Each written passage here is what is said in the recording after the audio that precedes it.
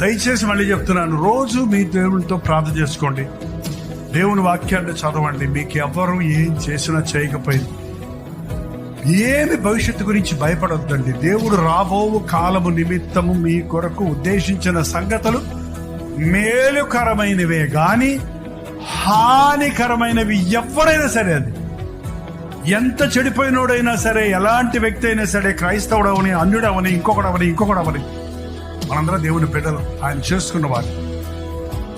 నీవు ఎరగక ముందే నిన్ను ప్రేమించిన ప్రభువు నీకు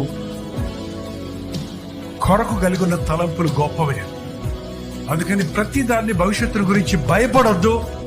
భవిష్యత్తు కొరకు మనుషుల మీద ఆధారపడొద్దు. నాకు డిగ్రీలుంటే బతికిపోతాను, నాకు డబ్బులుంటే బతికిపోతాను, నాకు ఇల్లు ఉంటే క్షేమంగా ఉంటాను, నాకు ఇతర దేశంకి వెళ్ళి సెటిల్ అయిపోతే నాకు ఇంకెవడు తొంట ఉండదు అనే ఆలోచనలతో మనుషులు నిండిపోతాడు. చూసారా, ఇవన్నీ నిజం కాదు. కావాలంటే వాళ్ళందరూ అడిగి చూడండి, అవన్నీ నిజం కాదు.